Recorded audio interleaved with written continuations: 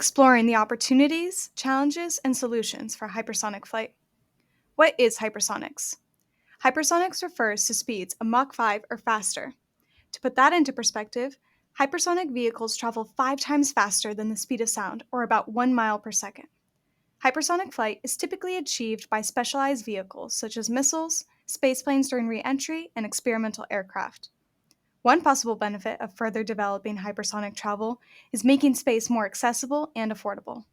For example, in 1987, Boeing patented a conceptual design for a 2-stage horizontal space launch vehicle capable of taking off and landing on a runway. Emerging hypersonic technology could turn this concept into reality. Another possible benefit would be to significantly reduce commercial flight times. This would change the way we think about flying. Imagine being able to travel from LA to London in just over an hour. There are many challenges that need to be overcome in order to make hypersonic technology a reality. These include ensuring structural integrity during aerodynamic loading, managing temperatures caused by aerodynamic heating, and maintaining control and stability through various flow regimes. But perhaps the biggest challenge of all is designing an air-breathing propulsion system capable of taking off from a runway and cruising at hypersonic speeds.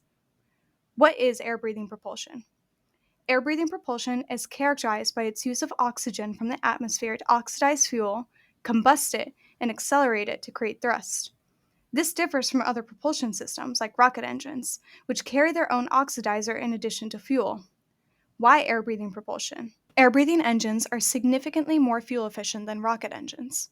A hydrogen fuel turbojet engine is over 14 times more efficient than a rocket engine. So why are air-breathing engines so much more efficient? A rocket engine-powered vehicle needs to carry its own oxidizer, significantly increasing its weight. For example, about 68% of a rocket's total weight is the oxidizer, while aircrafts have no added weight. One of the major limitations of air-breathing engines is that they can only operate under very specific conditions.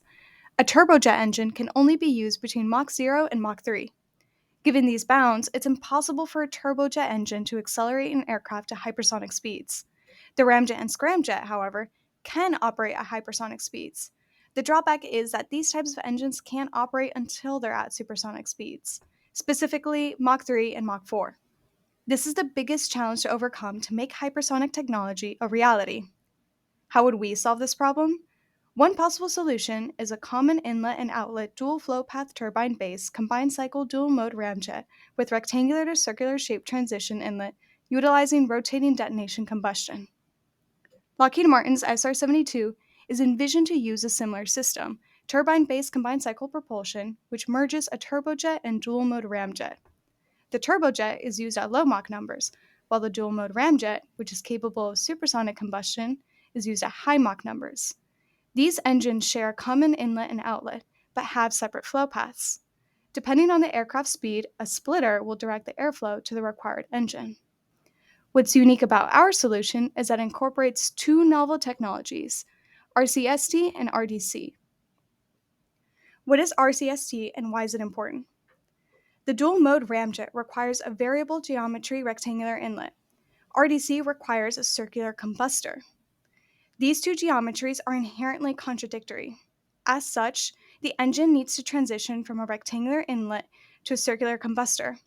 RCST enables this. What is RDC? RDC engines produce constant thrust from detonation combustion. This process has a theoretical thermodynamic efficiency of 59%, compared to current deflagration combustion systems, which are only 36% efficient. This means that a propulsion system can increase its efficiency by 23% by using RDC.